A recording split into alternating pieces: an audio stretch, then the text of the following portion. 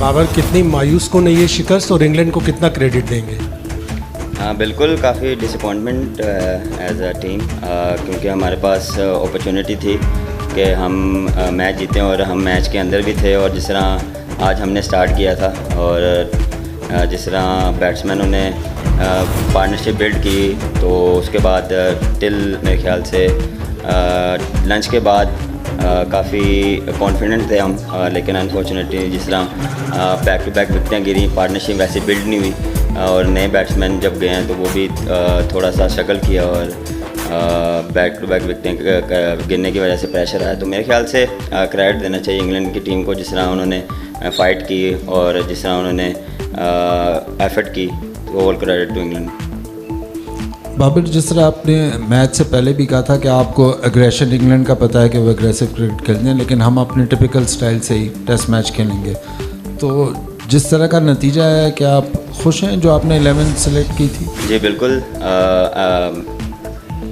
क्योंकि प्लानिंग के साथ और जो बेस्ट 11 होती है वो हमने वो खेली और उस पर मैं 100% हूँ। मुझे कोई वो दुख नहीं है कि मैंने ये टीम क्यों नहीं खिलाई। और देखें, हर टीम का अपना वे ऑफ तरीका होता है क्रिकेट खेलने का और हमारा एक डिफरेंट है। और एक मैच से आप चेंज नहीं कर सकते कि एक मैच में आए और आप जिस तरह दूसरी टीम खेल रही है उस तरह खेलें। बिल्कुल थोड़ा सा आपको सिचुएशन के हिसाब से खेलना पड़ता है कि कैसे आपने गेम को लेकर चलना है, कैसे आपने दूसरी टीम पे आपने अटैक करना है, किस टाइम पे आपने डिफेंसिव होना है। तो ये प्लानिंग होती है और हर एक का अपना अपना प्लान होता है और कोशिश करते हैं कि हम जो बेस्ट हो वो किया जाए। बाबर, 4 लगातार टेस्ट अब हो गए हैं कि पाकिस्तान होम पे नहीं जीत सका, 2 ड्रॉज़ हैं, 2 डिफीट्स हैं। यूएई के 10 साल में इतनी लंबी रन इस तरह की नहीं थी, तो किस किस्म के यहाँ पे आपको लगता है प्रॉब्लम्स आ रहे हैं जो कि रेक्टिफाई किस तरह किए जा सकते हैं? ठीक है, लेकिन आप प्रॉब्लम्स कहाँ से आ रही हैं जो कि होम एडवांटेज कैपिटलाइज नहीं हो रहा? देखिए, मेरे ख्याल से हम फिनिश अच्छा नहीं कर पा रहे, क्योंकि अपॉर्चुनिटी मिलती है हमें और हम वैसा फिनिश नहीं कर पा रहे, क्योंकि जब आप क्लोज जाते हैं मैच में तो हम थोड़ा सा मिस्टेक कर जाते हैं, जिसकी वजह से हम फिनिश नहीं कर पाते। बाबर, पाकिस्तान ऑस्ट्रेलिया के ख़िलाफ़ लास्ट टेस्ट मैच हारा, उस टेस्ट सीरीज़ भी हार गया, अब ये पहला टेस्ट मैच हार गया, लेकिन वो पिछले जो 5 दिन से पाकिस्तान ने अच्छे परफॉर्मेंस के बावजूद जो एक बहुत ज़्यादा बात हो रही थी, इस पिंडी की पिच पर बात हो रही थी, तो इस पिच की तैयारी में पीसीबी ने आपको कितना कंफर्ट दिया और कितना इसमें आपका इनपुट था? देखें, काफ़ी इनपुट था और जो हमने प्लान किया था, जो हम चाह रहे थे, वैसी पिच हमें मिली नहीं और जो हमारे प्लान्स थे वैसे एग्जीक्यूट हो नहीं पाए अनफॉर्चुनेटली। और हम थोड़ा सा टर्निंग साइड पे जा रहे थे, टर्निंग साइड पे हमारा प्लान था, लेकिन अनफॉर्चुनेटली वेदर की वजह से या मेरे ख्याल से थोड़ा सा प्रिपरेशन की वजह से वो ऐसी विकेट बन नहीं पाई। बाबर, बताइएगा कि एक टाइम पे लग रहा था कि पाकिस्तान मैच चाय के वक्फे तक जीत रहा है और चाय के वक्फे के बाद कौन सा ऐसा लम्हा था जब पाकिस्तान मैच अपना लूज़ कर गया और शाहीन अफरीदी की इस मैच में कमी महसूस हुई? हालांकि विकेट के बाद उसके बारे में बड़ी बात हो रही। डेफिनेटली देखें, टी के बाद जब हमारे दोनों बैट्समैन आउट हुए हैं, आगा और अज़हर अली, वहाँ पे उसके बाद थोड़ा सा आना शुरू हो गया था कि मैच से हम थोड़ा सा बिहाइंड होते जा रहे हैं। लेकिन जिस तरह नसीम और मोहम्मद अली ने एफ़र्ट की,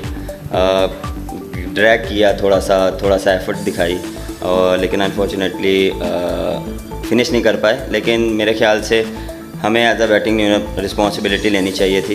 ये नहीं कि टेल एंडर बचा लेते मैच, ये मैच हमें जीतना चाहिए था और हमारे हाथ में ये चीज़ें थी, तो हमें एज अ बैटिंग लाइनअप जीतना चाहिए था। बिल्कुल, देखें, one of the best fast bowler है और जिस तरह वो परफॉर्म करता आ रहा है और जिस तरह बॉलिंग लाइनअप को वो लीड करता आ रहा है, तो उसकी बिल्कुल काफ़ी कमी महसूस हुई है। लेकिन मेरे ख्याल से जिस तरह नसीम और मोहम्मद अली की भी यहाँ पे क्रेडिट देना चाहिए। आफ्टर हारिस की इंजरी के बाद उन्होंने जिस तरह बॉलिंग की वो आउटस्टैंडिंग थी। बाबर आजम, ये बताइएगा कि आप क्या मैच ड्रा के लिए खेलने के लिए कोई आपकी हिकमत अमली थी, मैनेजमेंट का फ़ैसला था, या आपका अपना फ़ैसला था कि आप इतनी दलेरी से नहीं खेले जिसकी तोक़ो की जा रही थी कि शायद ये मैच आप जीत जाते?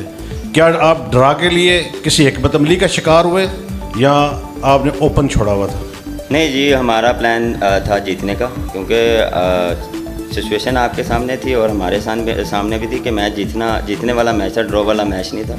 और जिस तरह मेरे ख्याल से प्लानिंग थी और थ्रू आउट हम जब खेल रहे थे तो कोशिश यही थी कि नॉर्मल अपनी क्रिकेट खेलें, और 3.5 4 के रन रेट से हम खेल रहे थे। और लेकिन जब आपकी बैक टू बैक विकटें गिरती हैं और मेन बैट्समैन आपके उस दौरान क्रूशल टाइम पे नहीं होते तो वो डिफ़िकल्ट हो जाता है टेल एंडर के साथ।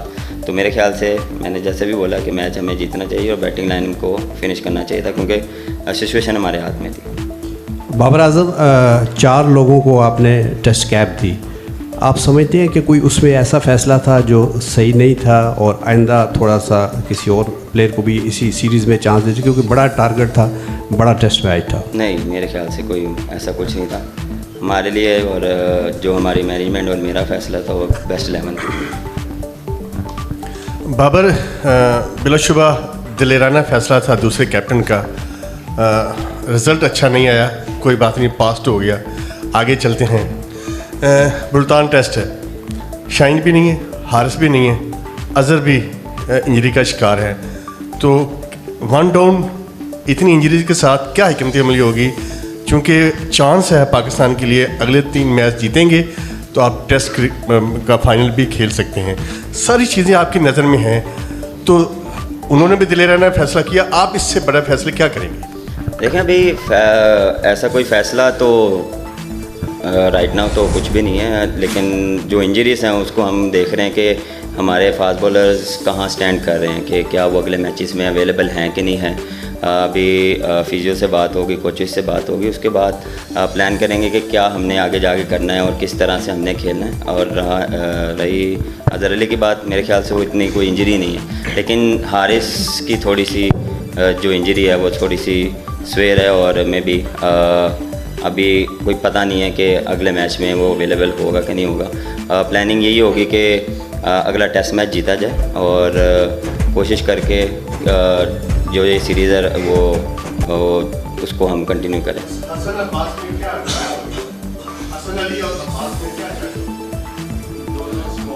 बाबर, दोनों स्क्वाड में नहीं है, वो कहाँ बुलाया? बाबर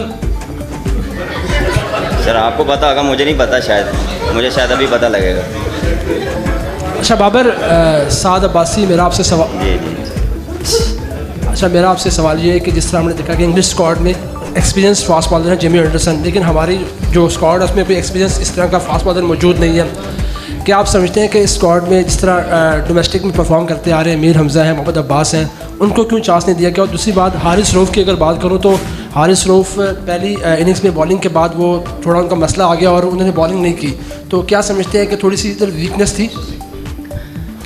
देखें, जो टीम मेरे ख्याल से जो हमारी सिलेक्ट हुई थी वो बेस्ट 11 सिलेक्ट हुई थी, और जो हमारे फास्ट बॉलर थे वो देखें नसीम, हारिस और मोहम्मद अली और मोहम्मद वसीम है। अकॉर्डिंग टू सिचुएशन और कंडीशंस के हिसाब से हमने जो हमें बेस्ट लगी वो हमने चूज़ की। और जहाँ तक रही हारिस की बात, हारिस की इंजरी जो उसने डाई मारी वो बॉल के ऊपर आ गया उसके ऊपर, उसके बाद उसको जब वो बॉलिंग की है उसकी वजह से उसके बाद पेन स्टार्ट और ज़्यादा होना शुरू हो गई, जो नॉर्मल है। और उसका स्पोर्ट्स में छोटी इंजरीज़ होती रहती हैं, लेकिन बिल्कुल उसका हमें नुकसान हुआ है। और अगर वो बॉलिंग करता तो मे बी डिफरेंट सिनेरियो होता, क्योंकि 140 के पेस में रिवर्स बॉलिंग खेलना मुश्किल काम होता है। बाबर ठीक है, टेस्ट मैच हार के कोई बात नहीं, अभी मुल्तान और कराची के भी मैचेस हैं, लेकिन 5 रोज़ तक पिंडी की क्राउड का रिस्पांस बड़ा ज़बरदस्त था और 5 रोज़ आपको भी सपोर्ट करते रहे, इंग्लैंड को भी सपोर्ट करते रहे। तो क्राउड के हवाले से क्या मैसेज जाएंगे पिंडी के लिए जब आप टेस्ट मैच यहाँ से ख़त्म करके जा रहे हैं? देखें, क्राउड जितनी भी मैं इंटरनेशनल क्रिकेट खेला हूँ, पिंडी ने कभी मायूस नहीं किया हमें, और मैं इवन के दूसरी टीम को भी उन्होंने जब भी आए हैं और जो भी इंटरनेशनल मैच हुए उन्होंने सपोर्ट किया। और सबसे अच्छी बात यह है कि 5 दिन पैक रहा है और लोगों ने एंजॉय किया और लोगों ने सपोर्ट किया, तो काफ़ी कॉन्फिडेंस मिलता है। और जब आपको अपना क्राउड, अपने लोग सपोर्ट करते हैं और आके एंजॉय करते हैं, तो और दुनिया को भी दिखाते हैं कि हमारी जो क्रिकेट और फैंस है वो लाइव हैं और ये चाहते हैं कि टीमें आएँ और हम उनको देखें और उनको सपोर्ट करें। हाँ बाबर, क्या कहेंगे इंग्लैंड ने जब 343 का टारगेट दिया पाकिस्तान को, तो आप एक्सपेक्ट कर रहे थे कि इतनी जल्दी इनिंग्स डिक्लेयर करके पाकिस्तान को कल ही बैटिंग दे दी? और ख़ास तौर पे फोर्थ इनिंग्स में अगर इंग्लैंड के फास्ट बॉलर्स देखें, जिमी एंडरसन है, रॉबिन्सन है, स्टोक्स है, खुद 9 फास्ट बॉलर्स ने इस डेड पिच पे जो है विकेट्स लिए, तो कहाँ रेट करेंगे पाकिस्तान की फास्ट बॉलर और इंग्लैंड की फास्ट बॉलर?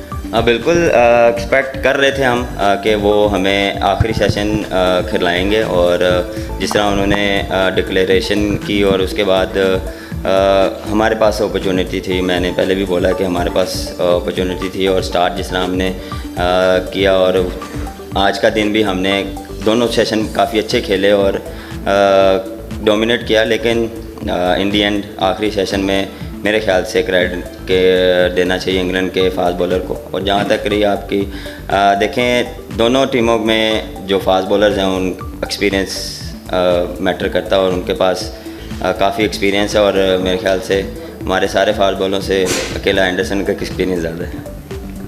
बाबर भाई, ये बताएं कि कल आप जिस गेंद पर आउट हुए थे, क्या आपको उस गेंद की समझ नहीं आई थी, या क्या मामला था? मामला तो कुछ नहीं, बड़े बैट्समैन और ऐसी गेंद पर आप आउट हुए। अरे ये तो बॉल है, और वो तो जब आप गलत खेलेंगे तो आउट तो होंगे, लेकिन मेरे ख्याल से जो मैं एक्सपेक्ट कर रहा था बॉल थोड़ा सा आएगा, लेकिन वो थोड़ा सा विकेट पे होल्ड किया, जिसकी वजह से गैप बन गया।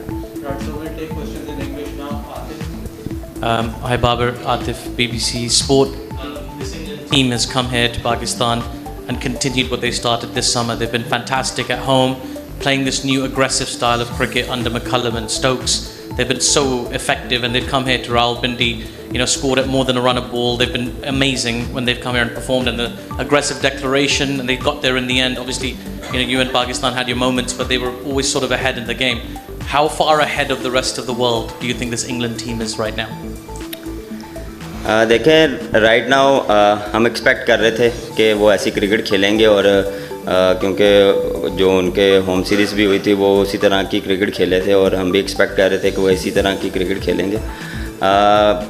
हमारी भी प्लानिंग अकॉर्डिंग टू इनकी जो प्लान था, जो जिस तरह के ये क्रिकेट खेलें उसी तरीके से था, लेकिन कभी कभार डिफ़िकल्ट हो जाता है कि 6.5 पर आवर आप अगली टीम खेल रही है, तो वो थोड़ी सा डिफ़िकल्ट हो जाता है उनको कैसे स्ट्रिक करना है। और मेरे ख्याल से हमने थोड़ी सी बॉलिंग भी एरिया में नहीं की, और जिसकी वजह से दोनों तरफ आपको रन्स पड़े हैं। एज अ कप्तान आपके लिए थोड़ी सी डिफ़िकल्ट हो जाती है दोनों साइड पे फील्डिंग खड़ी करना और स्टिक करना। और लेकिन उसके बाद सेकंड इनिंग में मेरे ख्याल से जिस तरह हमने वन साइड पे बॉलिंग की, और जिस तरह उनको हमने थोड़ा सा स्टिक किया, लेकिन क्रेडिट दूंगा ब्रुक्स को, जो रूट को, जिस तरह उन्होंने वो दूसरी इनिंग में खेला, वो आउटस्टैंडिंग था।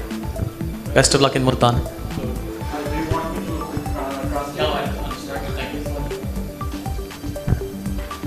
Hello, sorry if you've already been asked this, but I just want to get your experience of how different you think the cricket that England are currently playing is to what all the other countries in the world in Test cricket are doing. बिल्कुल काफ़ी different था, और हम expect भी कर रहे थे कि वो ऐसी क्रिकेट खेलेंगे, लेकिन जिस तरह वो पहले इनिंग्स में खेले वो थोड़ा सा मैच हमारे से दूर ले गए थे, और लेकिन जिस तरह हमने बैटिंग की हम थोड़ा मैच के करीब आए, और फिर उन्होंने जो डिक्लेरेशन की और हमारे पास अपॉर्चुनिटी थी मैच जीतने की, लेकिन अनफॉर्चुनेटली हम फिनिश नहीं कर